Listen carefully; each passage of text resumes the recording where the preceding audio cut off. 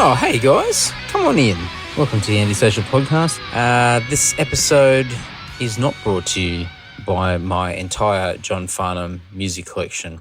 Probably a quick disclaimer before I proceed. The photo that I put up on Facebook in the fake sponsors photo gallery, which I do urge that everybody goes and checks out because all the previous ones are in there and there's a lot of silly stuff in there that everyone can have a look at and comment on. The picture that I'm putting up there is not my complete collection, but is the majority of it. So once I actually wasted all that time pulling everything out and ensuring that I laid it out in some form of order and took the photo, I did realize that I left out all my DVDs and also cassettes as well. Yes, I have a shitload of cassettes, and in particular I've got a shitload of John Farnham cassettes. Not shameful whatsoever. So the photo will give you an idea of what my John Farnham collection looks like, and I figured in spirit of the current tour that we're on, which is the Playing to Win the Road to Farnsey tour that we're currently on and almost about to finish this weekend. So this episode will be on time and relevant to the current week. I figured it would be a nice little homage to reference the collection that I have and just to show how borderline obsessed I am with John Farnham and how great he is. I shouldn't use the word obsessed. It just sounds too extreme, but well, I guess I probably am. But yeah, check it out. There's a bunch of stuff there. Any John Farnham fans, see if you can pick out any of the rarities that I've got in there. I must say that there are tons and tons of stuff that I do not have, and I've got a list in my iPhone of all the items that I've been able to find online that I don't have. So whenever I walk into an old record store, or if I'm sifting through stuff online and something is, well, the right price, that's probably the main thing, I slowly chip away at my list. But there's plenty of cool stuff that I've been able to pick up along the way. Actually, a lot of stuff in there. Some of the older records, sort of pre-Whispering Jack or pre his sort of 80s AOR stuff, which is extremely rare. All that, I'm going off on a tangent already, but the 80s AOR sort of hard rock stuff that he did before Whispering Jack, Break the Ice, Thunder in Your Heart, Nothing's Gonna Stand in Our Way, Justice for One. Jeez, I can't remember. There's another couple there that are just sitting on the tip of my tongue. All that stuff, I pretty much had to source from Germany, of all places. John Farnham appeared to have a considerable amount of success in Germany, not really anywhere else globally. In Europe, I think he did okay overall, but Germany especially seemed to really take heart to him. So a lot of this sort of 80s overall obscure era of John Farnham, I've been able to source via different music merchants in Germany. And luckily for my benefit, I've been able to obtain a lot of this stuff reasonably cheap. There's only a couple of things that I'm after, in particular the Rad soundtrack, which has got Break the Ice on it, and I don't know if there's another song on there. No doubt there will be someone listening that will know and be able to chime in. That LP I see range from $30 to $200, and depending on the condition that it's in, and I'm sure I'll find a reasonably cheap one somewhere. But yeah, that's definitely one that's on my radar that I'd love to get. That and many other ones throughout his entire several decades of music. So heaps of stuff there that I don't have, but as you can see, heaps of stuff that I've been able to accumulate over the years as well. For those that don't understand John Farnham or don't understand or don't even know who the hell the guy is, I won't go into some big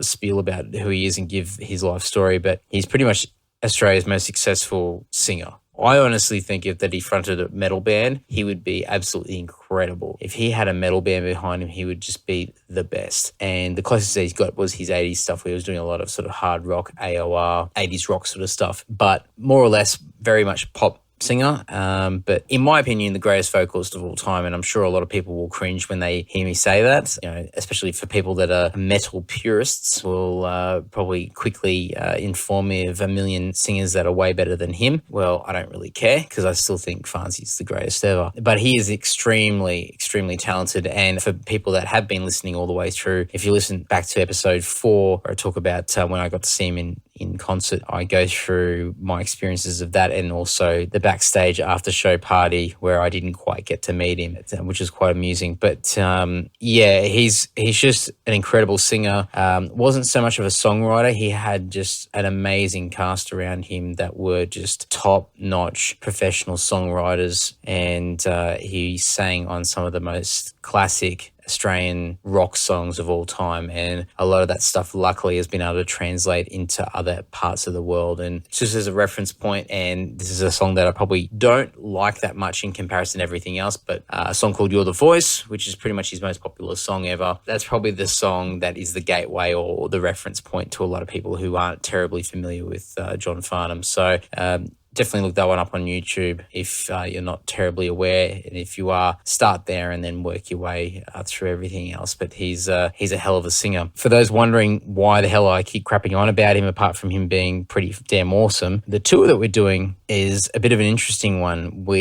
I'm just trying to think of how this originated, but I might give a bit of context first. We released an EP in June called What Tomorrow Brings. I've mentioned it before in previous episodes, and anybody listening is more or less probably linked with me online through my social network pages or the Lord page as well. But the EP is highlighted by a 25 plus minute title track, which is quite an epic concept story that goes through several chapters. I won't go into detail of what that is, but definitely check it out. It's definitely an amazing track, and I might sound very biased by saying that, but Tim was the mastermind behind that and wrote the entire thing, and kudos to him because it's probably one of the best things that he's ever written. So definitely check that out. But in addition to that, to make the EP a little bit more special and also just to give it a bit more bang for buck, we added a number of additional tracks with the main feature of the EP. So we also added in a unreleased original song, which was called Haunted, that had been released previously as a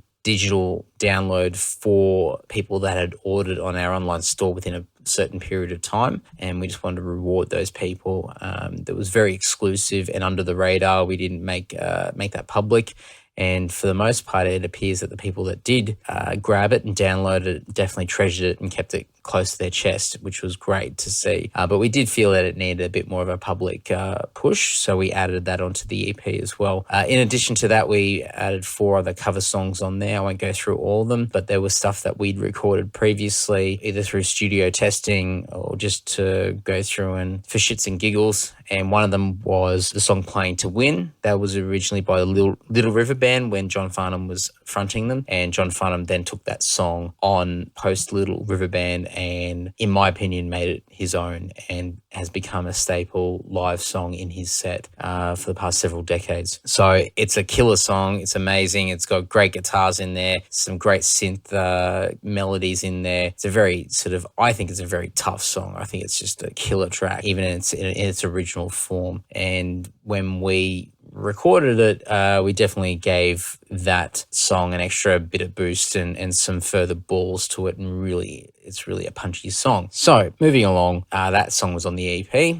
And what had happened was, I don't know, maybe we were just cruising along online looking at stuff, and somebody tagged Tim and I in a post that was a John Farnham show in Melbourne at the end of November of this year. And it was an outdoor mini festival thing that had other artists such as Noiseworks, Daryl Braithwaite, Pseudo Echo.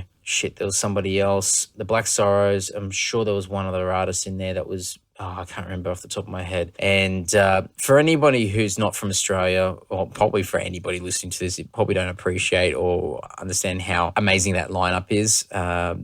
But for us, especially for Tim and I and Mark as well, that's a ridiculously bullshit good lineup. And we all looked at each other and just went, you know what, we need to go to this. I don't know how, but we should go to this. And I remember being at the airport. We were going somewhere. I don't know where we were going. We were going off to play a show somewhere. And we cracked a joke. I can't remember who said it, but something along the lines of, we should book a Melbourne show the night before. So I just sort of said, let's do it.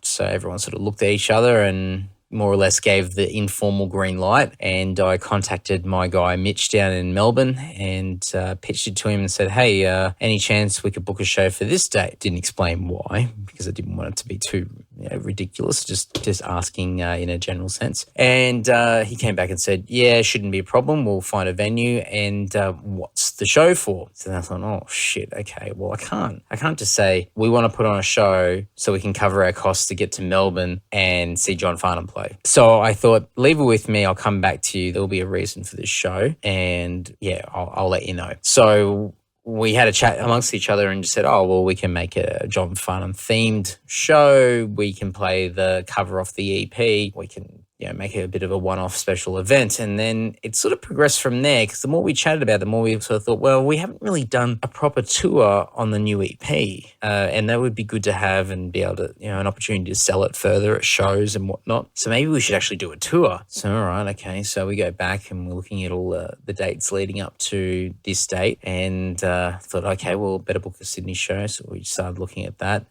Better book a Canberra show. Better look at an Adelaide show. Oh, well, if we do Adelaide, we better do Perth. Yeah, that's fine. Brisbane, yep. Darwin. Okay, right. And before we knew it, we had more or less a national tour. We were going to include Hobart in there, but the only date that we had available, the venue that we were after, was booked out.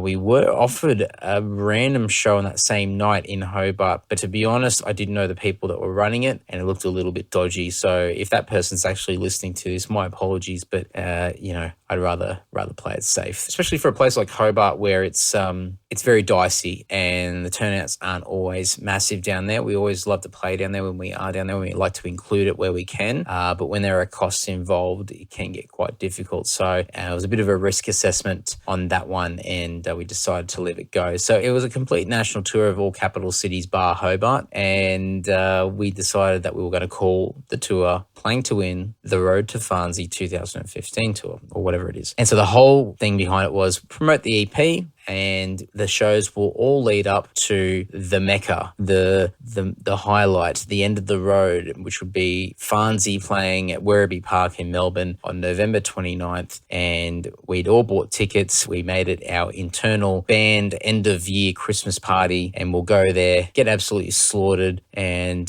sing along to Farnsey and have a great time. So that's the plan. And when you're listening to this, and I'll try and release this a little bit earlier in the week, just so there's a bit of time, this weekend coming will be the final two shows of that particular tour. We do have a final date in December in Newcastle on the 19th at the small ballroom, but it is separate to this particular tour. So final plug with regards to the whole Farnsey topic is November 27th, so this Friday at the... what's it called? It's at Dicey Riley's, and that's with a whole range of bands, and I cannot remember off the top of my head. There is Carbon Black, Sarah Lee's, Under Night's Cover, Enfiled, and then November 28th at the Workers Club in Fitzroy, Melbourne. That's with Tabra, Hamina from Sydney, Tabra from Hobart, Hamina from Sydney, I Fear, and Southern State. And apologies if I've missed someone. My brain is that scattered. It's not funny. So tickets at the door. Come along.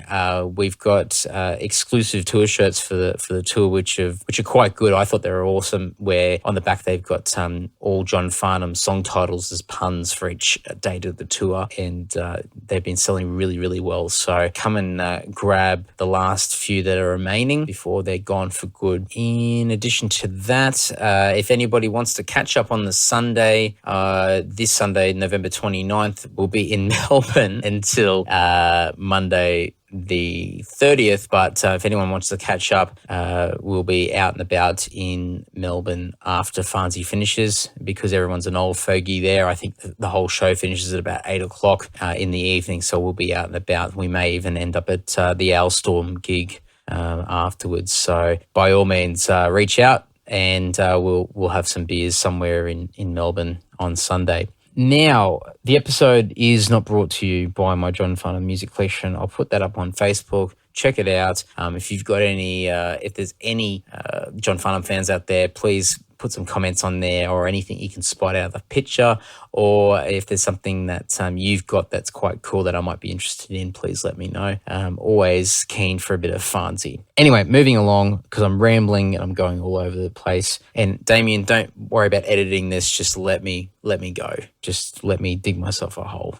So moving along, this episode this week is with Mark Kelson. Mark is the frontman / mastermind of the metal rock band / whatever specific niche genre it is, band called The Eternal. The Eternal have been around for a long time and a very well-respected Australian band that's been touring for quite some time, both nationally and internationally.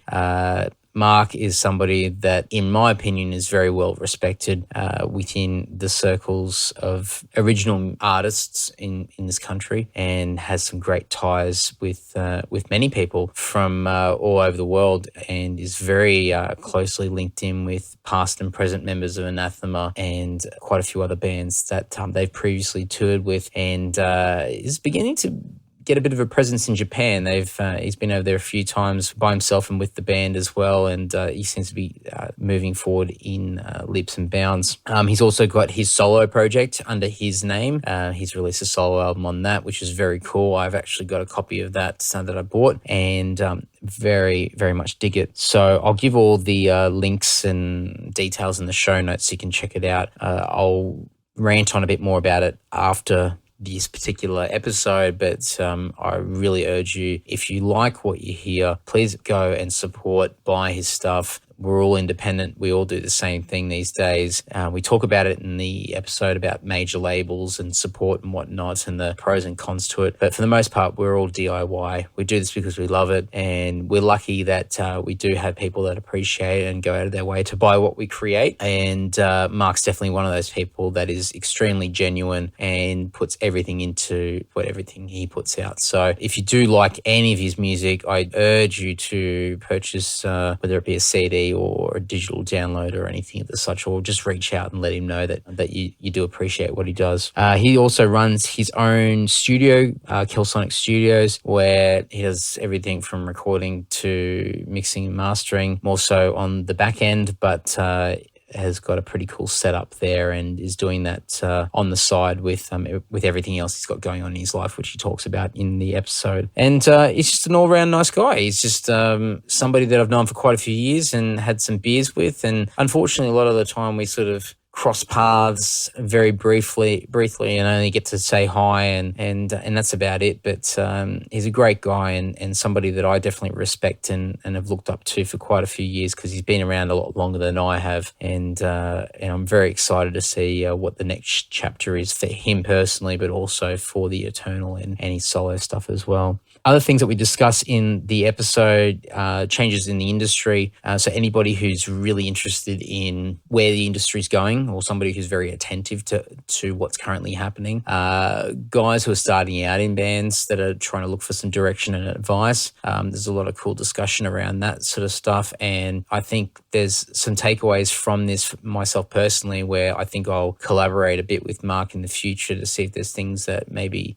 Mark can assist me with, or vice versa, to provide some additional resources for people to get that advice and that support to take those first steps into what we call the music industry. And that's about it. So tune in, have a listen, and by all means, make sure you let Mark know that you like the episode and appreciate what he's doing, if that is the case. But anyway, here's Mark from The Eternal, and enjoy. Hello. How you going, buddy? Yeah, good. Yourself? Not too bad. Can you hear me all right? Yes, can you hear me? I can hear you crystal clear. Beautifully. It's been a while since I've heard your soothing voice. Oh, you're such a sweet talker. How have you been? Yeah, good. Yeah, busy, but good. How about yourself? We're not on like the air right now or anything, are we? Oh, we can be if you want. I haven't heard your podcast. I've only seen you posting about it. So. Oh shit! There should be like a condition if you're going to be on the podcast. You got to listen to it first. But mind you, I asked you, so it's not like it was the other way around or anything. So. Well, I haven't actually found a link to it yet or anything. But I'm not like cruising everyone's Facebook. Only your sexy photos, really. There's plenty of them around. But I will listen to it. Nah, all good. It sucks with Facebook because you post up all this stuff and half of it, well, not even half of it, like a tiny percentage of it actually gets shown to anybody. Yeah. So, I've got just on my little page that I've created for for the podcast, I've got like, I don't know, whatever, 700 likes or whatever. And every time I post something, it reaches about 20 people. So it's just a pain in the ass. So no wonder no one knows about it. I've seen you posting pictures on Instagram though. So yeah, cool. All right. Well, that's all right then. That's not too bad. I do know about it. I just don't know what the deal is with it. Ah, okay. Customer feedback. I'm going to have to I'll have to get a few other things out there to educate and direct. You have a good radio voice, though. Oh, thank you. Well, I appreciate it. So what have you been up to? Musically? Oh, anything. Yeah, whatever. What have I been up to? Working a lot, actually. My day job, which is a graphic designer, and also my studio work, which is my other sort of thing that I do, and also writing music and doing that kind of shit. I'm actually sitting in my studio right now working on some The Eternal stuff. Some busy guy. Yeah. Definitely. Try and keep busy. Is it I know with the graphic design stuff, or actually all of it, is it all self-managed yourself, or are you employed by somebody for your graphic design stuff, or are you contracted? Actually, I work for Target.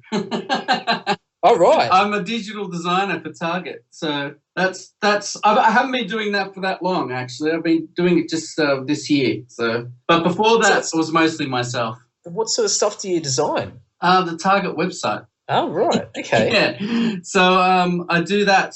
I've been doing that mostly this year, mostly because the money is better than freelancing. I was doing sound mostly. I've always been doing graphic design on and off, and then I tried to do sound after I did my sound degree as much as I could. But the bottom line is, me and you both know, bands don't have as much money as they used to. So it's hard for me to maintain like a full-time career in sound. So I guess the money was right, and I just thought, well, hey, I can spend some more money on studio gear. So I went back and got myself a corporate gig for a little while. So I haven't been gigging much this year or anything. I've mostly been doing my corporate stuff with studio stuff on the weekends. But I assume that you're with the corporate stuff, like doing this job for Target. You can do it from home. No, I actually work in the office. Yeah, I'm either in the city or in the head office in Geelong in Victoria. So I can work remotely, but it's preferred that we go to the office. So yeah, I'm not sure how long I plan to keep doing this gig for, but I just needed as all struggling artists do, we just need a good cash injection, every now and then. And this offered that opportunity. And, since then I've expanded my studio, which is, work for my own recordings and also for my clients. And, yeah, I'm surrounded by pretty cool shit at the moment. Yeah, for sure. And, I mean, I assume that, given you've got background in graphic design, this is just adds to that building CV of experience and skill and whatnot. So, and if you go back into freelancing or doing stuff for yourself, then you're going to have a nice set of credentials behind you. Well, I've been doing graphics since I'm nearly 40, so I've been doing graphics since I was nearly 20. That's my first kind of gig. I went back and studied sound when I was about 35 for about 3 years at RMIT. But yeah, when a band comes to me, often when they're just thinking of taking their last dollar, I can always offer to do their album cover or their websites. You're the local Australian equivalent of the 360 deal. Yeah, well, pretty much. If you look at what happens for the Eternal, I mean, from sort of the last couple of records, or last record particularly, I mean, I did the sound, I did the website, I was involved in the videos and, the artwork and, but it all came out of a necessity because we didn't have money. So someone had to do it. So, when I needed a cover done, I went to school and studied how to do it. And when I needed an album mixed, I went to school and studied how to do it. And, so yeah, I'm kind of like a 360 creative, which actually works out really good for some of my clients because, they've already come comfortable with me, whether it's working on a record or whatever. And I kind of know what they want, and we sort of can get through artwork pretty quick. And because I do it at a corporate pace as well. I can really smash through album covers and really help bands get things. My big thing with working with Australian artists. I mean, you're a big advocate of the Australian artists. Which is fantastic. But my big thing is, because obviously the industry's changed a lot since me and you were. How old are you, Andy? You're like early 30s? Early 30s, yeah, 31. Yeah, well, like since I made my first record in 96 or something, I mean, the industry's changed so much, and you get these sort of young guys coming in, and I don't know when you did your first record. When I did my first record, I spent a lot of money. I didn't get a great result, and I had stars in my eyes, and I was willing to do anything to follow this dream or whatever, And I sort of like to lend my experience to the bands I'm working with and go, well, look, if you're going to spend this much, you've got to try and sell this much, and this is kind of where you need to do it, and this is the realities of the business now. So I'd like to think that I've gone into it with a good intention towards helping young bands, not necessarily screwing them out of loads of cash like some bitter old sound engineers might do, Yeah, you see that even just with the live scene. A lot of these startup little companies, these little independent things that take advantage of these high school bands that have got no idea whatsoever and charge the band to play on their shows, and it's just this big scam. But and I've seen that through through recordings as well, and you get these bands that get the opportunity to get their music recorded, and they get charged an arm and a leg, and they go to their parents. The parents are excited, and they go, "Oh, fantastic! That my son's son or daughter gets to be on a CD and be a rock star." Well, yeah, no worries. How much does it cost? Oh, yeah, like $20,000. Yeah, no worries. Just throw the money into it. But do you think people overall? I mean, apart from the young, naive kids that are only just being exposed to music, but do you think overall with young musicians, they're a lot more savvy now than what they were, say, in the mid to late 90s? I don't know. I mean, some of the bands that are coming through that I'm working with, I mean, some of, I have heard of, you pay us this much and you'll get to tour the East Coast of America and do all this kind of stuff. And I'm sometimes gobsmacked the things that people are throwing at these young bands to get a buck out of them. You know what I mean? So I'm not sure about that. Like I'd like to think that, but then, when you're 19 or 20 and you've watched, your favorite rock stars, you're still like us when we were 20, you just want to get there and tour the world and do all that stuff, and you'll almost do anything to do it. So I don't think that's changed that much. I think, I've had bands like just willing to hand over, cash to these startup promoters and stuff like that. And I've had to slap them on the wrist a few times and go, oh, settle down. You need a good recording first. You need some local gigs behind, just to try and keep things in check, because I myself have been there. I've spent loads of fucking money on stuff and not all of it's panned out, even later in my career. So I wouldn't, of course not everyone's the same, and some bands still get that chance. But, I'm just very weary about encouraging bands to spend money on, like, signing up for those pre-sale ticket gigs and, and people that offer to give them gigs overseas if they pay this much. And, I'm just very weary of that kind of thing. And I do encourage against it, and kind of the old work ethic of getting out there gigging and recording songs and, but at the same time saying, look, just because you've got a song doesn't mean you're going to get loads of airplay and make $1 million, There's no money now in this industry. I mean, you know that and I know that. It's not like it used to be. I mean, not that there was loads of money in metal anyway, but, I mean, there's less so money. I mean, I remember when I first started making records with The Eternal, we could get advances and stuff a lot easier. And now it's really, we are a more self-contained show than we were on the first 2 or 3 records. Absolutely,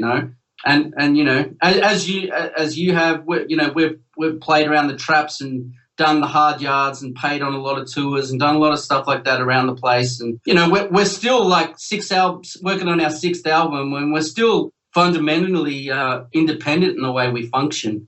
But you probably, I'm only assuming now, but I would assume that you probably prefer that now after you got more control over what you do, and But I still think, like, I mean, look, you guys in Lord, you're like pretty fantastic at the social media, I've got to say. Me and Dave from the Eternal talk about it, actually, how good you guys are at it.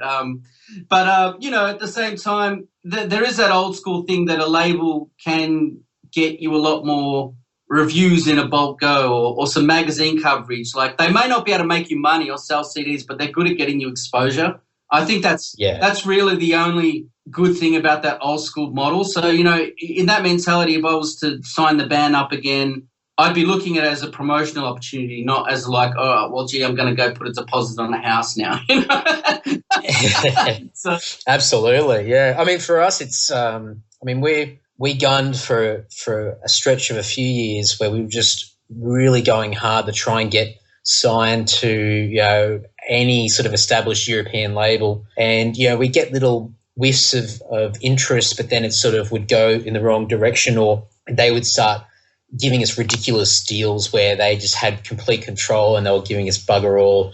And then we realised, like, you know, unfortunately you got to do a lot more work if you want to do a DIY. Yeah. But for us, the biggest problem that we have by not being on a label is that you've got virtually no look-in on any sort of festival appearance, any sort of major tour, unless you are cashed up big time. And you can see a lot of bands are doing that now, and I've got nothing against the pay-to-play thing. I think I understand the concept, especially if you're contributing to the overall tour costs. Yeah. But some of these ones, it's basically a bidding war, and there's some. We actually got offered a tour in the States early next year.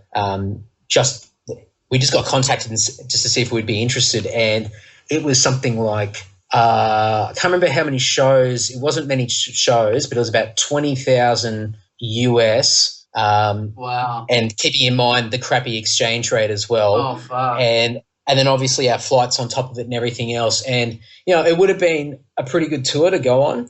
But then we would have been fucked for the next, you know, 2 or 3 years after that, because we would have been in so much debt. We wouldn't have been able to do anything whatsoever. And I've seen other bands do that. They go off and have this amazing tour, and then they disappear for a few years because they can't do anything. So I have seen that with a couple of the other Aussie bands where they're still paying off tours. I mean, we did 1 or 2 sort of long European tours, but a lot of those were our own club dates and strung together, and sort of as far as international supports, it's like I've just sort of just constantly sent out emails and tried to just occasionally we've scored it lucky and got on a really good gig without having to pay any cash. Well, that's it. It's a power of networking, isn't it? Yeah. I mean, I think if you put the effort in and you approach people the right way, it might take a long time, and you might have to hit up a lot of people over a long period of time, but you're going to get some form of results in the end. But I think a lot of people want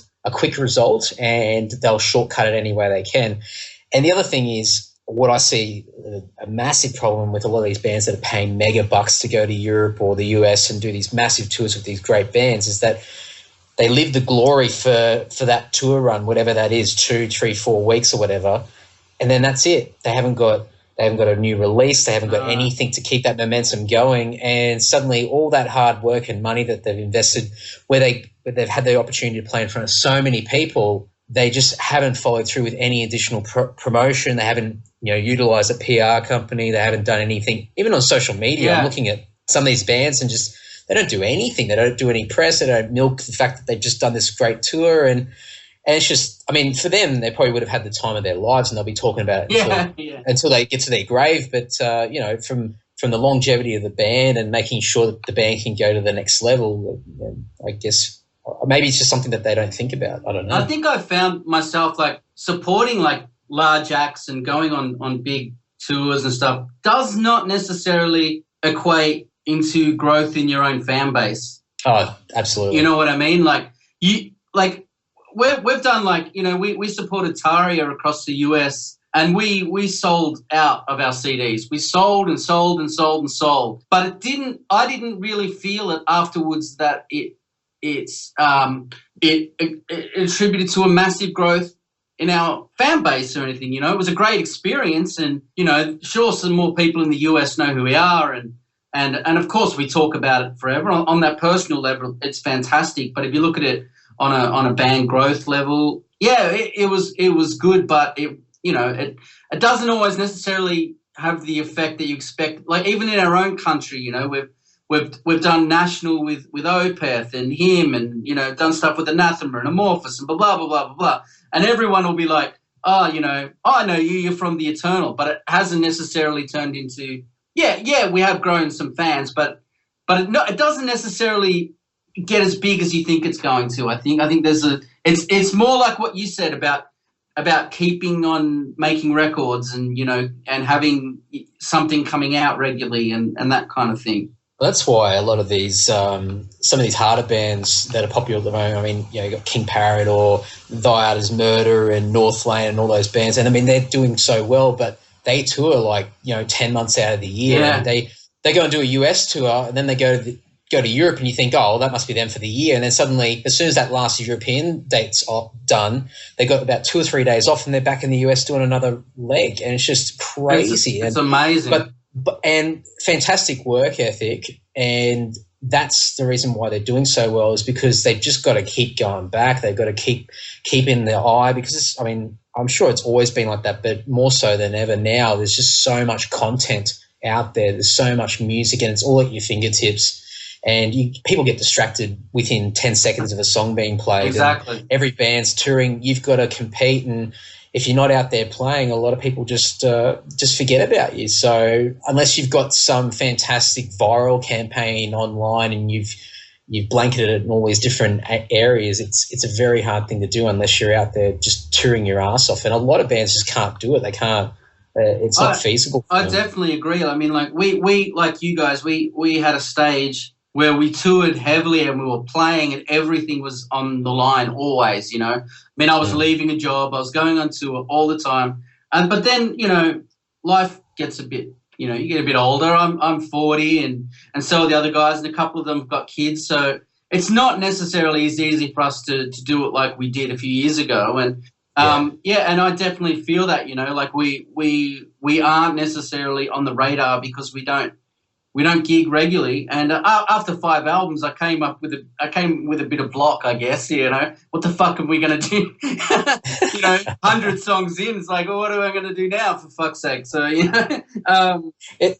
but I guess your perspective on it all, and probably your objective of what the band is and where you want the band to be probably changes as you all change with your commitments outside of the band. So I'm sure that the global domination, while it'd be fantastic, you're probably very satisfied with what you've achieved and the fact that you're able to create music and you can do a lot of it yourself. You don't have to rely on others to get your product out there. You can do your live albums and your video clips and everything like that. And that is fantastic now. I mean, with technology and sort of with the skills behind me, I mean, my home studio is pretty great. And, for us just to be able to rock in here and be able to, put down our music and not worry, unlike some other bands that have to spend money, we don't necessarily have to spend money on our hobby or our part-time gig. We're lucky in that respect. But, it took a while for the mindset to change, like, holy shit, we were so driven for this, like, huge domination and success and album after album and to kind of stand back and go, oh, all right, we've got to kind of be happy with what we've done, and it's not a failure. It's still quite successful, and you've just got to come into it. I had to step back really for a couple of years and just go, how am I going to approach this now? Because so much of myself's invested in it. So, which is probably why I stepped back and was working with other bands and did a solo record and just kind of working out where we were, and then after having some chats together and meetings and working out we want to keep doing it and what's our objective, what do we expect from it. Once the expectations all are in line and realistic, then after 12, 13 years it's still viable to keep going at it. Yeah, it's finding that balance, isn't it? Yeah. I mean, we're going through that transition now. We've been slowly transitioning over the last couple of years, but more so now than ever, and we're really scaling back the shows that we do. We're not going to be going out as much as we used to, and just whenever we do go out, it'll be for particular events or bigger shows or bigger opportunities, and just being content with that, and then still creating music, still creating content, doing the videos, putting releases out, doing all the social media, and then looking at all the other stuff. And part of the reason I did this podcast thing was just to get another form of media out there which would have a bit of cross promotion to the band as well. So just trying to find all these things to keep the band moving, but just take the commitment off us as far as being away and all the expenses of touring and what it involves, because we're almost the same as you guys. I mean, Tim's got a kid now, and I just got a house and I'm engaged, and Mark's got a missus as well, and so we're all slowing down, and we're realizing that we can't just drop everything and run like we used to. And I loved just telling my job that I was going away, and if they didn't like it, they could shove it. Now I can't quite do that, because if I don't have money, well, I don't really care too much. Now I've got like a mortgage. Now I've got a fiance who wouldn't be terribly impressed. So, and that's life, isn't it? But But don't you love sitting at work and thinking it in your mind, like, yeah. Fuck this! Fuck, you can all shove this up your ass. I'm out here. I'm going back on tour to eat out of a van and fucking loaves of bread. Smelly feet, 4 smelly dudes. Yeah, for sure. That does grow old a little bit, Yeah, that's it. And it's just finding that balance. I mean, these guys who are doing so much at the moment. I mean, I think the King Parrot guys are, I think, probably late 30s into their 40s. Some of those guys, but all the other bands are doing really well. They're still relatively young. Yeah. And they can do it. There's no issues whatsoever, and good on them. I think if we were in the same position where we had the similar opportunities, or just had the right mindset, then we would have done the same thing and just thrown it all in. But now we're pretty happy with what we've done. And well, mate, that's it. You got to look at it and go, well, you've established something, you've made some records, you've seen a bit of the world, so fuck it. I mean, that's pretty great, isn't it? I mean, everyone wants to see some of the world playing their own music. I mean, like initially my first goal when I was a kid was to record my own songs and to make a CD and then go on a tour, and then, many, many tours later and many CDs later, it's like, it's almost like not enough. You're like, oh, what's the next thing? What's the next thing? But you've got to kind of take a breath and go, well, hold on, everything adds up. It's a career. It's being good, and try and enjoy the moment. Don't just keep looking to the next thing. Enjoy the things you've done. I mean, that's all I can say to any band, Oh, that's it. And I think once people start to calm down a bit and stop panicking and worrying about the next thing, you'll probably find that you end up getting more opportunities and more satisfying things to grow and become bigger and better than what you're doing before. And it might not be in exactly the same capacity as what you would have been gunning for the last so many years, but it's just different. But it's good because the wonders of the internet. You can continue to be a viable running band or artist and continue to put out music and people connect, and the music's timeless. I mean, the touring side of things, people forget about the tours, but people retain the music, whether it's a file or whether it's a CD or a record or whatever. That's the stuff that sticks around long after you've put the towel up. Yeah, that's it. Fantastic, man. So hats off to you and hats off to me. We've done all right. Hats off all around. Hats off all around, I say. The other thing I'm going to ask you about the studio. Actually, I'll ask you about the studio now. Your Kelsonic Studios. Yeah, man. I love the name. Well, I've also got my own name in there, but I sort of like did it as kind of a cheesy kind of retro thing, kind of the logo is kind of 70s, and, my studio wasn't 70s. It's very modern, actually. But, it's just a basically digital studio. But mostly I do mixing and overdub stuff. I work in another studio called Color Sound as well, which is a bigger room and a big analog console. So it sort of depends on the project I'm doing. Sometimes bands just send me a mix and I do it here. I've got a great Pro Tools setup and controllers, and, if anyone wants to do overdubs, I've got 15 guitars here, I'm really sort of hooked up with a great mixing room here, and But yeah, if I need to go and track, acoustic drums, I'll usually head down to Colour Sound, and it works great for bands because they can get that big analog sounds and also sort of save a few bucks by mixing in my facility, as I don't really have, overheads as such. So, it's. Yeah, for sure. So yeah, it's a cool little space. It's a little space, but it's got all the tools I need. Well, I think going back to the technology side of things, everything's so much more affordable, and you don't have to go and have this gigantic setup now to be able to achieve the sounds. Yeah. And I've just been looking at some of the pictures of your studio, and while you might have a small setup, it still looks pretty impressive. So it looks like you got some pretty cool gear there. Yeah, man. Oh, it's still worth I insured it, and it was still like 50 grand's worth of stuff. But that's accumulated over since I was a semi-professional musician. Collecting guitars and and getting stuff for myself. It was only at some point I decided to sort of make it more of a semi-commercial entity, but really at the end of the day, it's my little man cave, Yeah. I get in here and just, I'm happy to do other bands, but I'm also happy if no one calls and I can just sit in here and work on my own stuff. So there you go. Best of both worlds. Exactly. Is it something that's, obviously it's not completely paying the bills, otherwise you wouldn't be doing the corporate job. Is it something that you think may become more viable down the track, or is it something where I'd ultimately it is what it is? I'd love to, but I'm sort of thinking of different ways, like whether that be like sort of writing soundtracky type stuff. As my music's quite that soundscapey sort of kind of epic anyway. So I'm not necessarily. I don't see a big financial future in working with bands directly.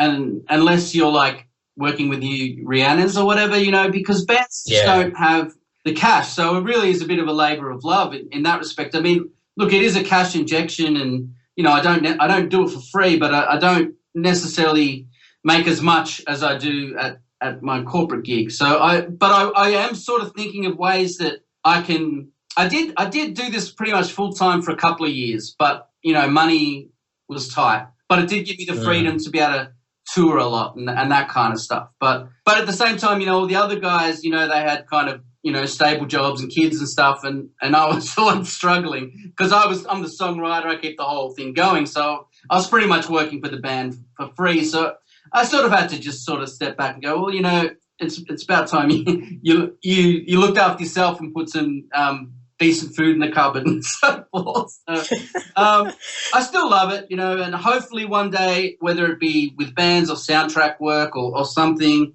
or something of that flavour, that I can sort of find a better balance with what I do. Because ultimately, this is where I'd like to be. I'd like to expand this more, get it bigger, get a drum room. It is my goal to eventually do that, but we'll see how we go. Yeah, cool. I think it's awesome, just the fact that while it's not your primary source of income, it's still something that you've got set up, and it's still something that is bringing in some money every once in a while. And if anything, it's, I guess, depends on how you look at it, but it could be just bonus. It's just a bonus on top, a bit of extra cream. It's something that you love doing, and you're getting results. You're creating product for other people. So I reckon it's awesome. That's it. I get better with each album I make, and usually the money I make from the studio goes back into the studio. So it's that's good in that respect, because I've always got my eye on. Although I had a massive overhaul of gear in the last few months, like I spent a shitload, and I don't regret it, because it's really at a great point right now where I think even with the new Eternal album, I'm pretty much intending to do the whole thing here. And I did my whole solo album here, but production-wise, I think I'm going to even step up with the new Eternal record, being able to do most of it here as well. So, so I'm going to give. It's kind of my goal to be able to do the whole thing in-house, So let's see what I can do. Yeah, absolutely. No, that's awesome. It just gives you that further control, and I guess, as far as the output goes, it's just that extra satisfaction that you can completely create and finalize something from start to finish without having to take it elsewhere to get extra assistance or facilities. That's great. that's great. I mean, that was my goal with the solo record, and I did the artwork. I played all the instruments. I mixed it. I mastered it. I still, if I have the finance, and even with bands that come to me for mastering, I'll always say, go to a pro mastering dude, because sound engineers and mastering dudes it's two different art forms to me. But I mastered our live album, and I've mastered a few things. And although I'm not phenomenal at it, I do a decent master. But I think with the new Eternal record, I probably will get that mastered externally. But I'll try and do everything else internally, I think. Yeah, cool, awesome. And I guess touching on the Eternal, what's the plans with? Because I know you got the live album that came out not too long ago, which looks pretty cool. I've just been seeing little bits and pieces online, but I haven't got it. Remind me, I'll just send you one. Just remind me of. Oh, look at that! So I wasn't even fishing. Yeah, then. but I'll send you one. So awesome. just remind me of that. Man, I'm supporting the scene. I'll invest. I'll invest in your future. my future children. Yeah. Yeah. But are you writing for the next album, or haven't quite got there yet? Just started actually, and I'm writing a song. The record's definitely got a flavour, and it's a lot different than the last 5. It's a completely different flavour. Absolutely, it's like a total. I mean, it's still going to sound like us, but it's a lot heavier than previous stuff we've done so far. Okay.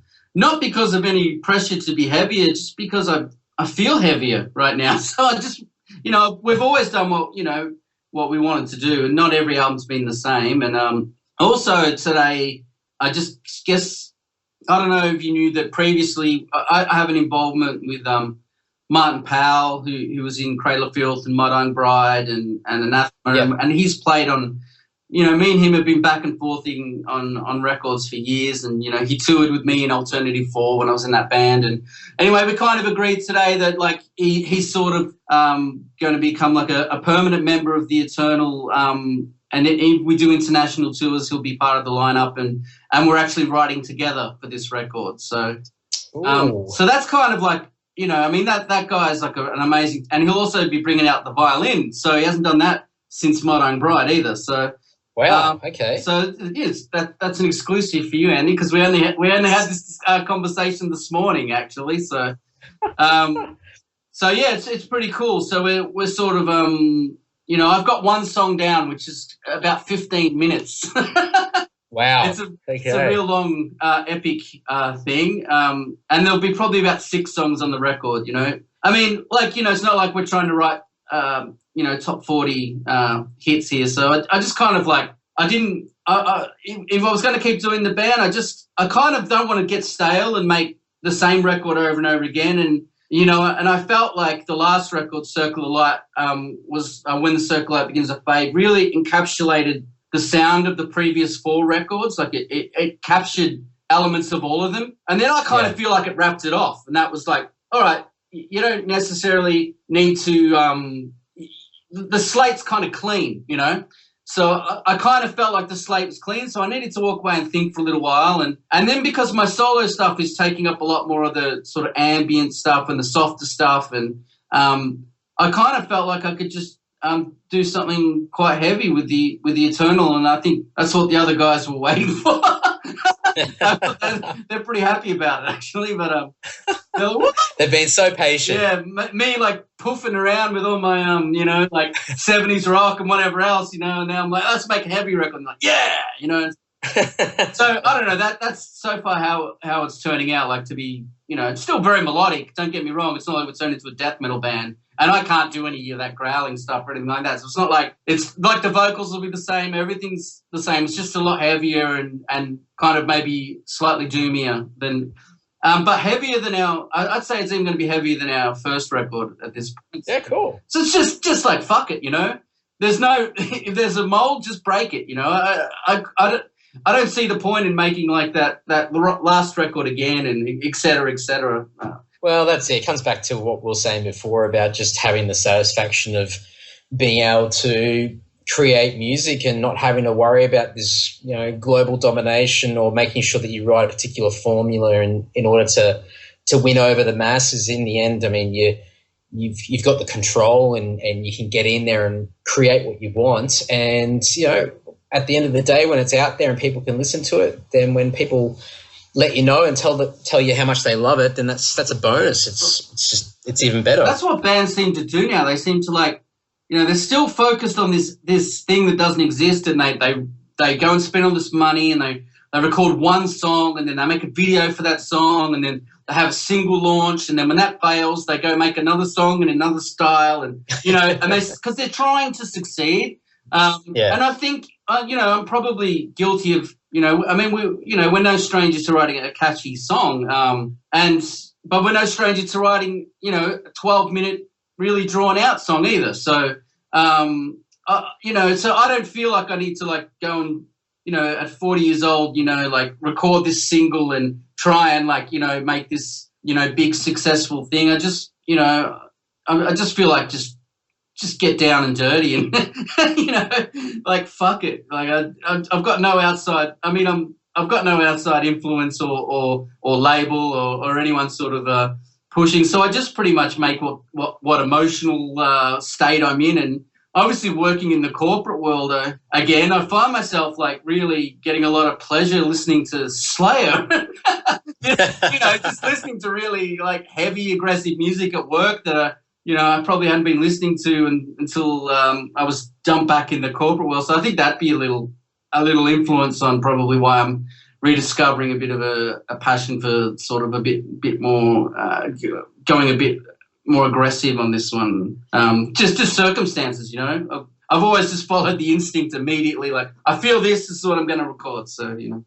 Well, that's what makes whatever the creative output genuine. It's, you know, you're creating something genuine, and I think when people listen to something, I think for the most part, most people can detect when someone's just full of shit, you know, and writing for a particular formula or whatever, or versus somebody who's just writing whatever they feel without any worry about how that's going to be digested by general public. So I reckon it's awesome. Well, you know, as I said, like, I'm no stranger to being influenced by trying to reach for that bench of success that we speak of. You know, I was young. I didn't know any better. You know,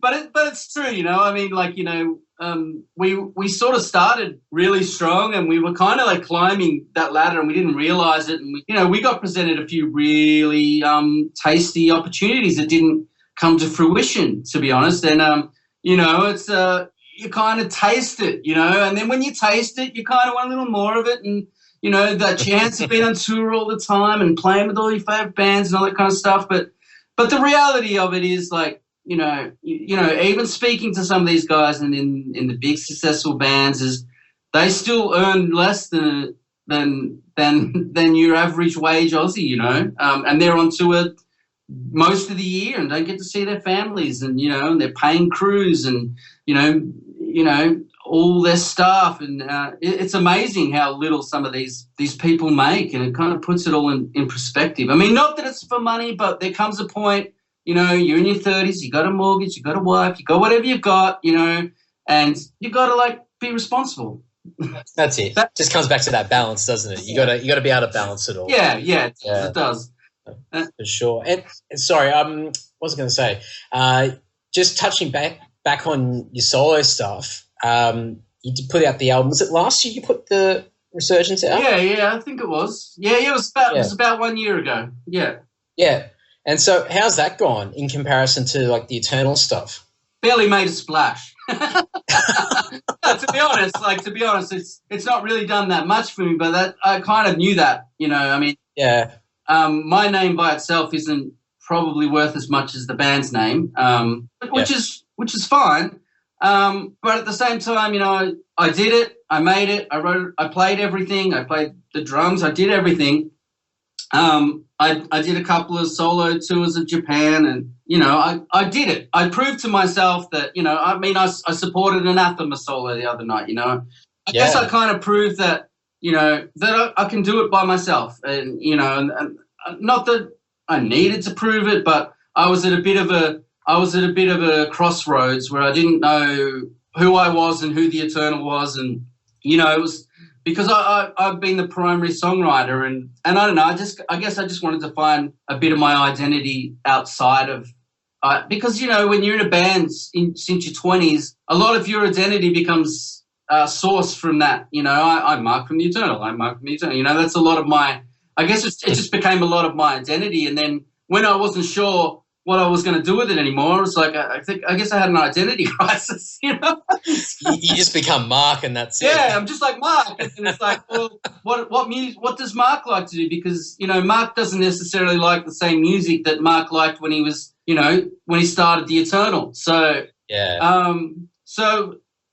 I got all that out. I'm into a lot of like sort of proggy stuff and 70s stuff and all that. And Resurgence is all of those things. Some people, they go on a spiritual quest, and I just keep making fucking records.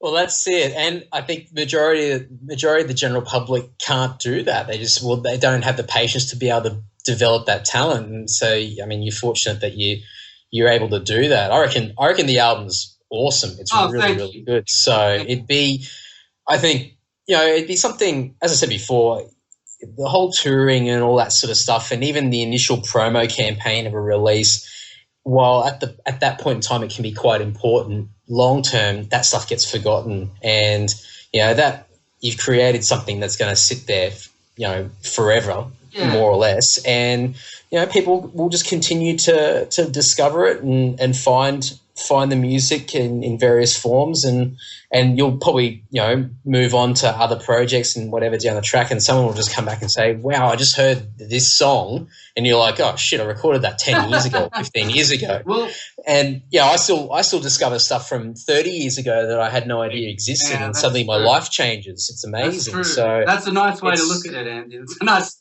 way to think about it. But when I released it, I didn't do a big promo thing. I only sent out a few review copies because it was really just kind of just for the sake of doing it, and I didn't want to get stuck up in a big, release thing and big tours and trying to take over the world with it. I just wanted to, I've actually started the second one, but it's sort of it's on hold for a second now that I've sort of got a bit of momentum for the Eternal. But yeah, I am doing a second one as well, which is a bit different than that one. But it's all penned out, it's all planned out. But I've only recorded the first 10 minutes of it so far. So well, hey, 10 minutes is better than none. Yeah, so it's quite different. But yeah, that experience of doing the solo stuff has definitely helped me go, well, the Eternal is this, and I'm happy with that, and the stuff I like to do by myself is this, and I'm happy with that, and it kind of works out a bit better for the guys in the Eternal, because they don't necessarily, me being the main songwriter, they don't necessarily have to follow me on every single tangent that I go on, because they hats off to them. No matter what choices I've made musically, they've stuck by me like fucking glue, Marty and Dave, even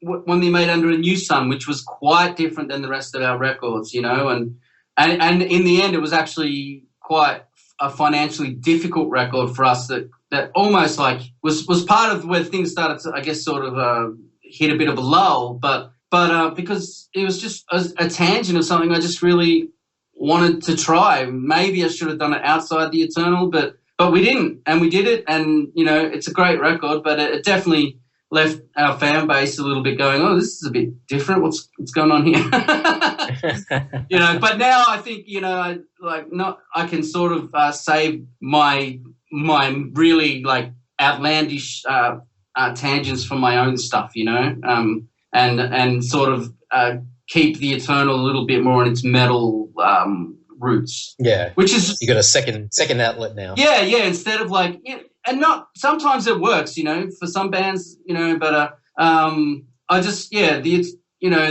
Eternal came from doom metal, and if you try and make a doom metal, Anathema did it. They went to doom metal, to this kind of ethereal pop, and it worked. But they were already quite successful, and I think we started as doom metal, and it started to go really well, and then I started really experimenting with the sound, and now I think the fan base that we were developing was still a little bit like, oh, hold on, this is all, he's just doing whatever the fuck he wants.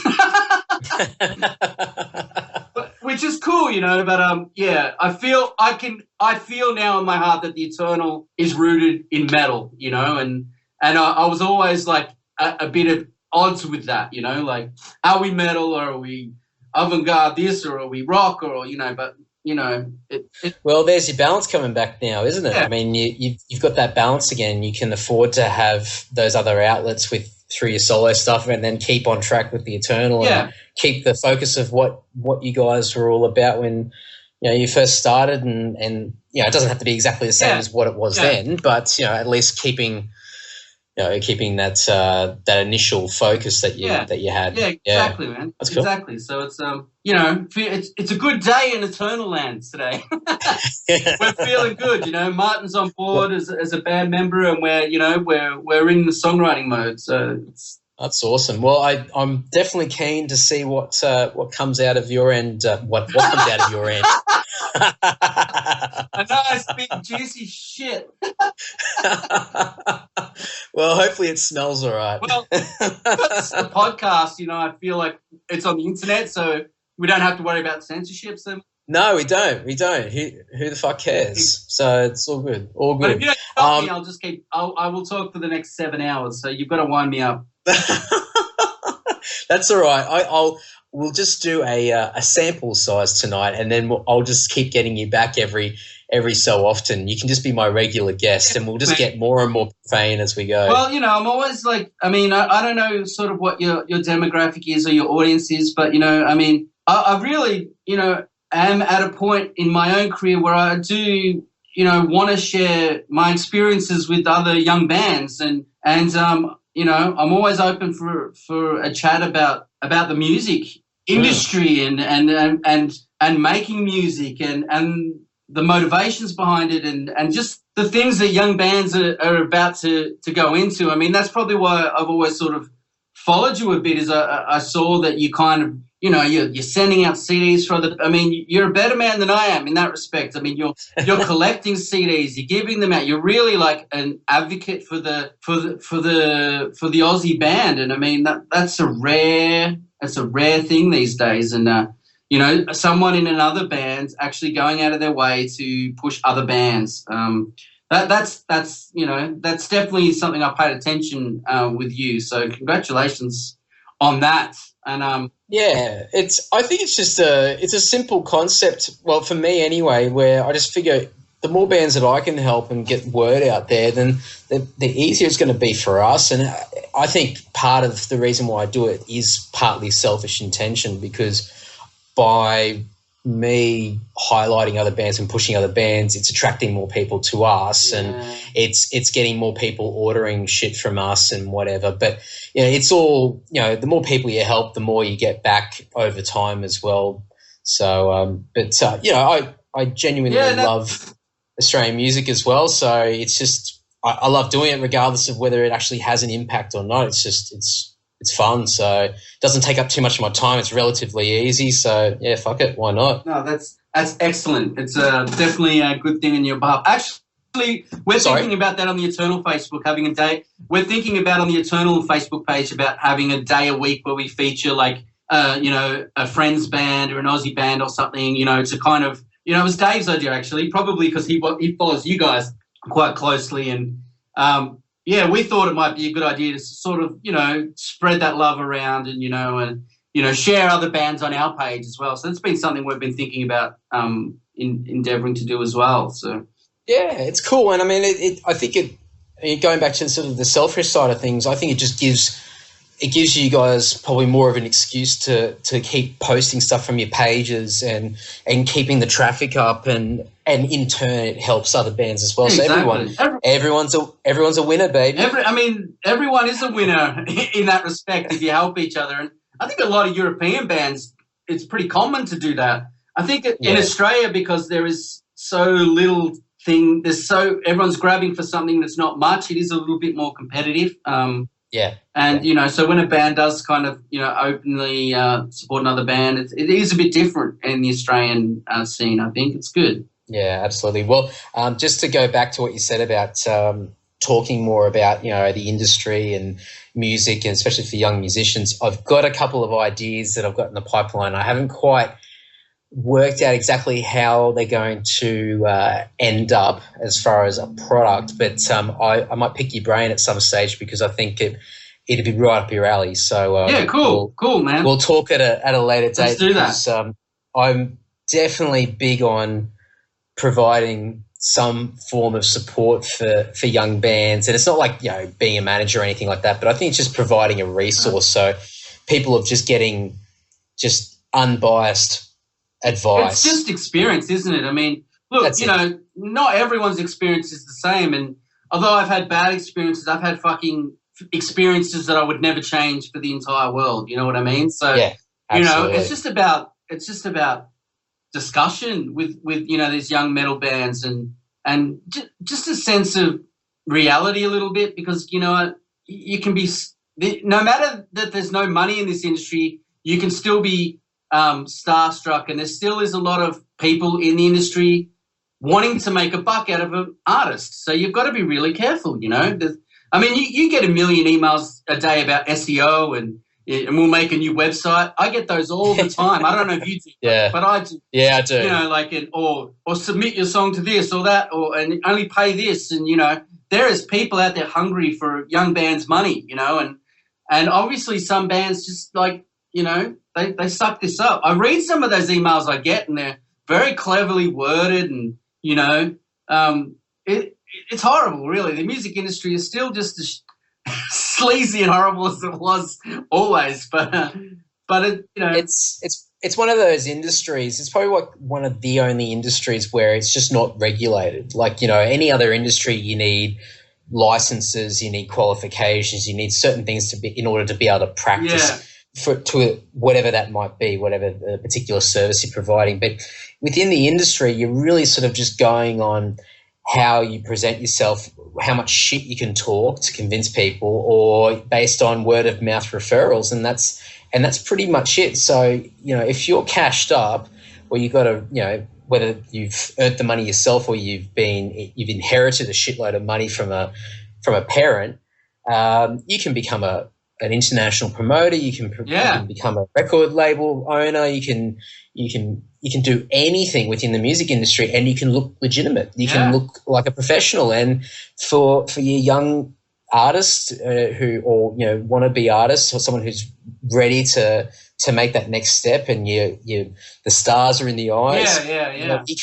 You can't tell the difference. You just sort of just hope and trust these people, and I hope that it's going to lead to success. And unfortunately, a lot of people out there are just not providing anything of that sort. It's just all a face just to get money into their pockets. It's a bit of education, I think. I think like this scene does need to sort of educate each other a little bit more, and the senior statesmen who have been around the block can sort of support the younger guys, because I don't know if I'll ever go out on a 60-day tour again, but some young bloke ready out there to do it. There's always I always like to have a chat about it and see how they're funding it and what's going on, and and there's people out there that are fantastic businessmen in this metal industry, and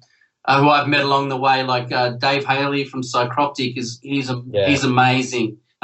He's helped the Eternal heaps with financial things, and there is ways to look after yourself in this industry. You've just got to educate yourself and also learn from some of the others. And I mean, he's a great example. He's probably one of the few guys that's actually living from making music. So.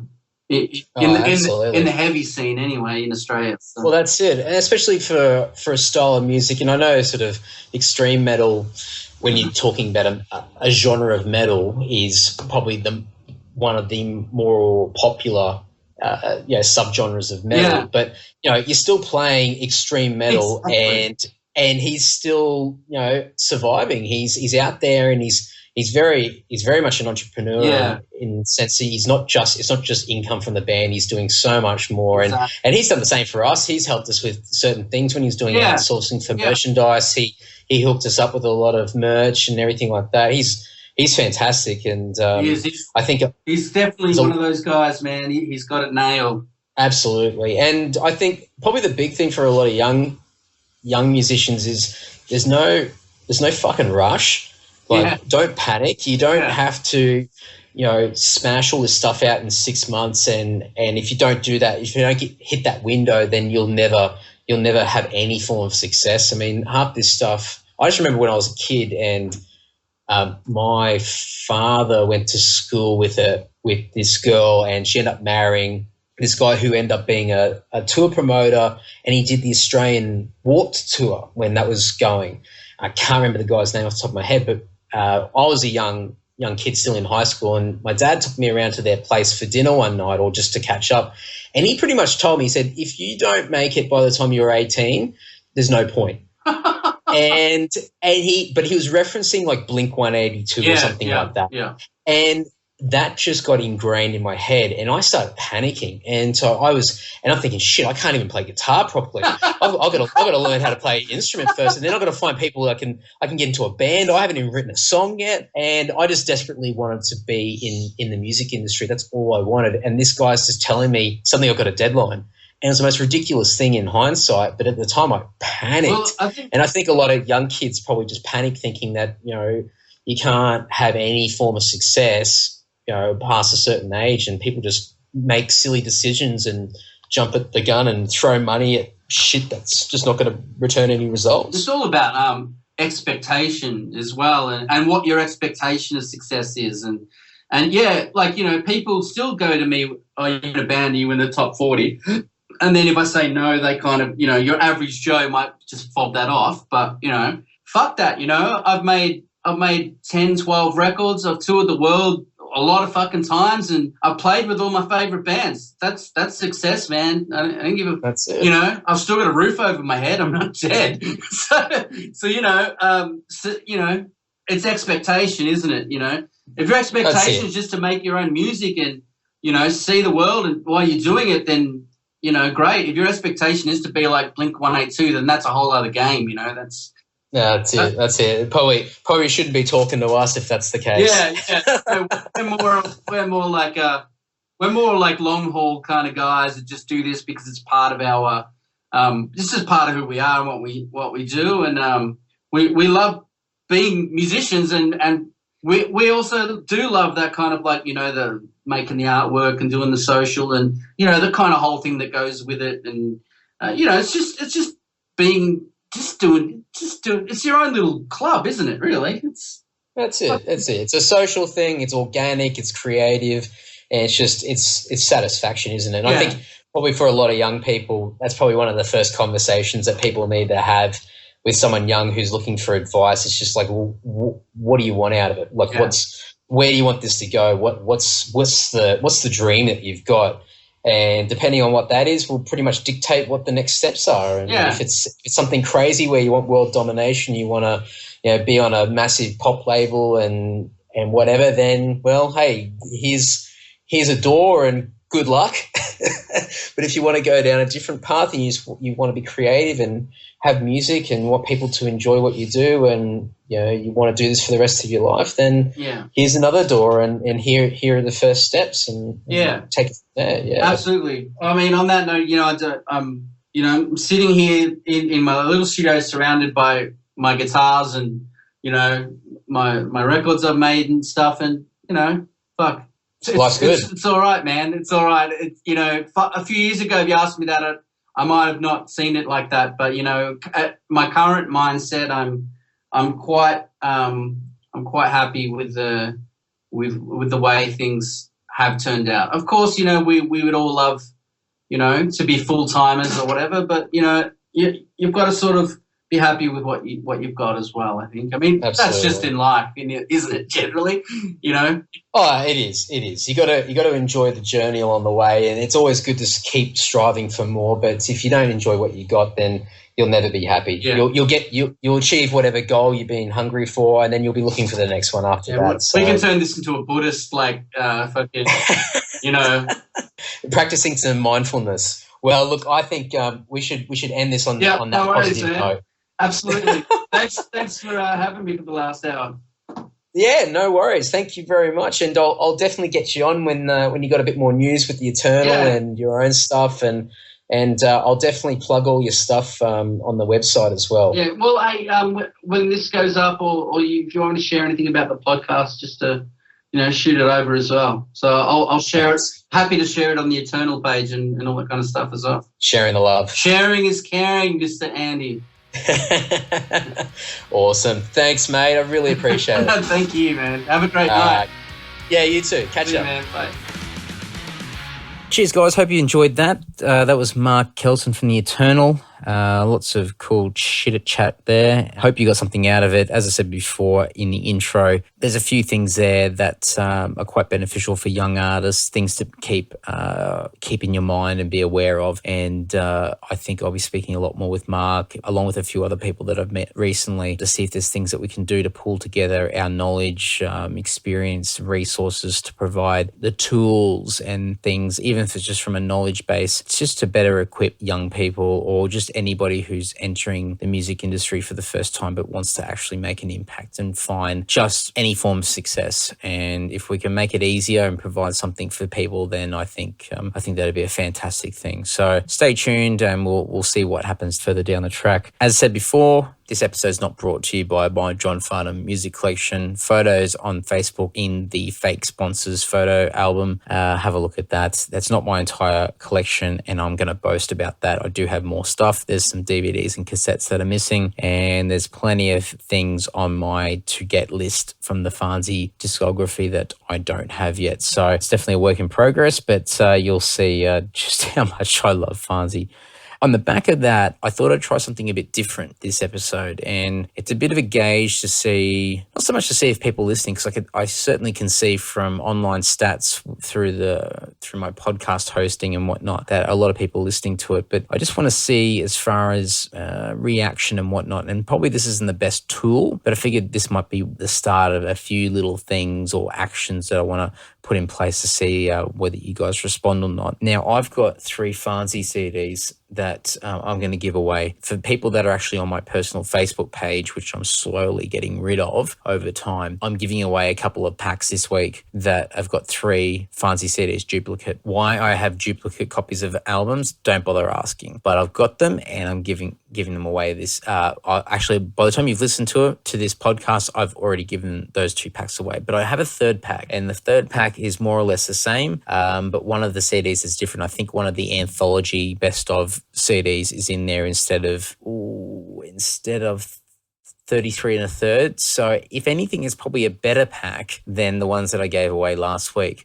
So if you're interested in it, what I'll get you to do, instead of contacting me on Facebook or whatever, on my website itself, in the contact section, there's an online form. Fill out the form with your details, and in the subject heading, just write Farnsey CDs. And then in the content, just, I don't know, you can write whatever you want, because if you win, I'll ask for your mailing address afterwards. But all you need to do is put your details in there so I can contact you back, so I can respond. But in the subject heading, put Farnsey CDs, and you can write something amusing in there, or you can abuse me or whatever it might be. But I've got this online form on there, and I haven't really used it much. A couple of people have used it and contacted me, which is quite cool. But I thought this might be one of quite a few ideas that I have in place that I'll direct people to use this particular function on my website. And over time, I'll build additional content to the page, so there's more reason to go to the page. But yeah, if anybody's interested in these 3 CDs, and I'll post a picture up as soon as this podcast is up and running, shoot me through a message via the comments section on my website. So it's andysocial.net. And as I said before, put all your details in there and put Farnsey CDs as the subject heading, or whatever's similar to that. I'm sure I'll be able to decipher the difference. And then what I'll do is I'll leave that open until the 1st of December. So that'll give a few days for people to catch up, listen to the episode. If you're listening to this post December 1st, my apologies, but this is just a very small giveaway and something just to test the waters and see how things go. And I know that Farnsey, for probably a lot of my metal fans or metal friends, probably don't normally go out of their way to listen to John Farnham, but I figured keeping in tune with and keeping in theme with this particular episode that I'd put this giveaway in there for people to take advantage of. So as far as housekeeping goes, thank you so much for the people that have rated and reviewed via iTunes. I have seen a couple of reviews on there and a number of ratings, which is great. I've even seen a really cheesy review from my fiance on there, so thanks, Jessica. I really appreciate that. But if you haven't done that yet, and I know it's a pain in the ass, and I hate asking for people to do things, and I hate when people ask me to do things as well, but hey, do a good deed for the day, make me feel good, and leave a review, even if it's just a one-liner, something very short and sweet on the iTunes page for my podcast. That'd be fantastic. And also, please get onto the Facebook page. Facebook sucks balls, and until there's a better social media platform out there, we just have to put up with what we've got. And I'll continue to post things on there. I need to be a little bit more frequent. I have noticed that I'm not posting as much as I should be, so I'm going to try and up the ante a little bit, more or less just because of everything else going on at the moment and in the midst of a tour, brain sort of in a million different places at once. But it is something that I'll continue to increase the amount of posts that are going through that page, just to hopefully beat Facebook's algorithms. But please go to the page. If you're typing in the URL, it's facebook.com/Andy Dowling official, or just find it via my actual main website, which is andysocial.net. But please get on there, like the page if you haven't already, start liking posts. Just go through them, just like everything. Share anything that might be relevant to somebody else. Just share it to a particular person's wall, or copy the links and send things to people. Comment on something, even if it's just something lame and boring. I think the interaction on the page will help boost the amount of reach that my posts get each time. So the more that you guys can help, the more reach I can get, which means the more people are going to be aware of what's going on and can tune in and listen to what the podcast is all about. And on the back of that, word of mouth. Word of mouth has always been the best thing in the world for any product or service, and it's especially great for music with a band. Word of mouth is the best thing ever, and I really encourage and hope that you'll be able to talk to people that you might know. Anybody that might mention that they listen to podcasts, please direct them through to this so they can have a listen to me rant and rave on, ramble, and it'll be a massive help. And just one quick reach out, or to somebody that you might know, to let them know the podcast will be huge for me, and I will appreciate it. But this is not just for my benefit; it's for your benefit as well. And it's not only just to get more people listening to the podcast, it's to be able to get to a particular level or not plateau, but a level or next stage up where I can start doing more things that are kind of come back to you, the listener. And I've got lots of things lined up, whether that be more episodes, more guests, both unknown and known.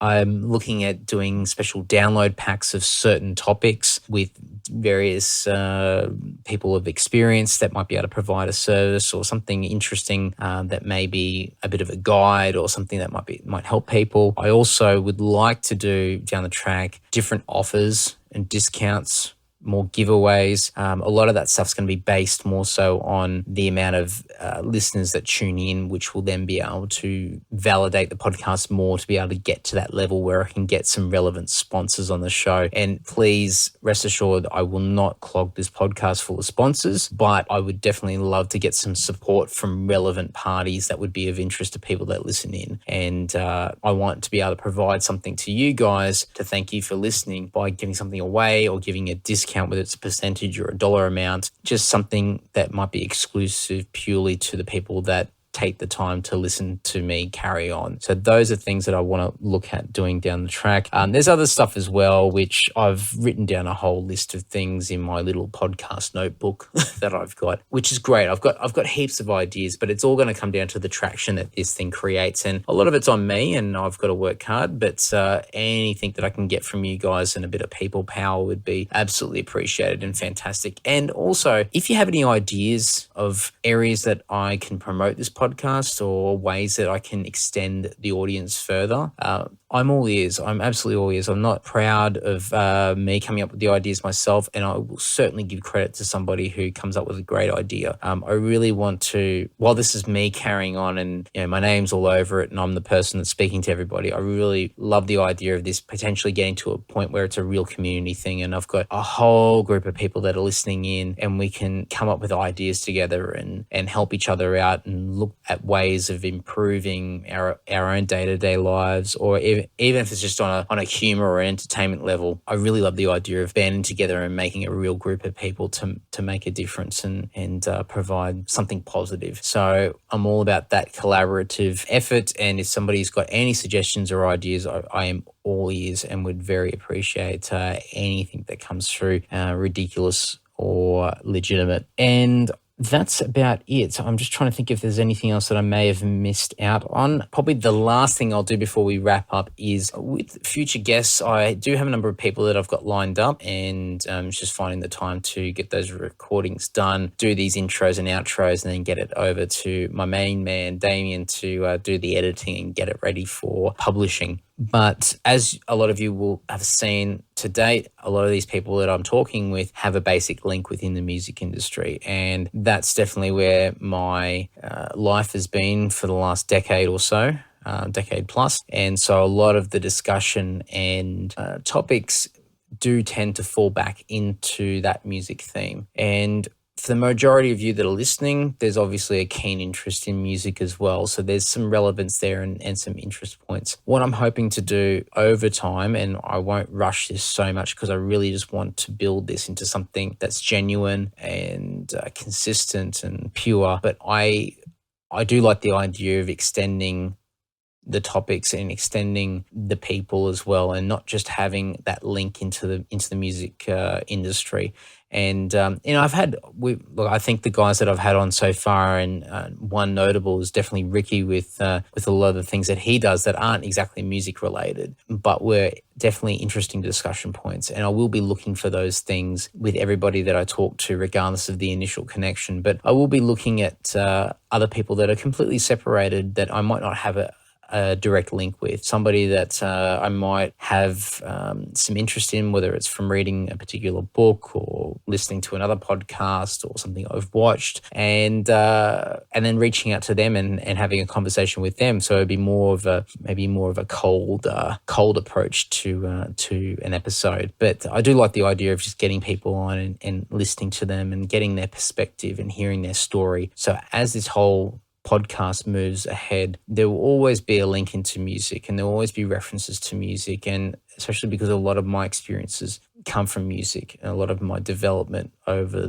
the last 10, 15 years has all been linked into music. It's always going to pop up along the way. So for those people that their interests lie in music, do not fear. It will always be there. It's just, that's part of who I am, and I think that should always be embraced and referenced as much as possible. But I will be looking to extend it out to different topics and different people along the way. But I'll always try and make it interesting and ensure that there's a great story there that people can listen to. And as I've said all the way through, it's to open people's minds a little bit more. I think we get stuck in our day-to-day habits with our own little social circles, our own Facebook feeds with the same like-minded people for the most part, and we don't get to see a great deal of anything else. And I'm hoping that through this podcast that you'll have the opportunity and be open enough to listen to some people that you might not know on a topic that you may not have normally been interested in or may not know a lot about, but be able to walk away from it and say, I've learned something and I've been able to get something out of this. And you might walk away from it going, I'm still not interested in that topic whatsoever. However, there might be something in there that you still be able to pull out from it. So those are some of the visions that I've got moving forward with it. And it's quite exciting. And to date, it's been fantastic. So enough rambling on. Thank you so much for listening. And we'll be back next week with another guest. Cheers. Thanks, guys.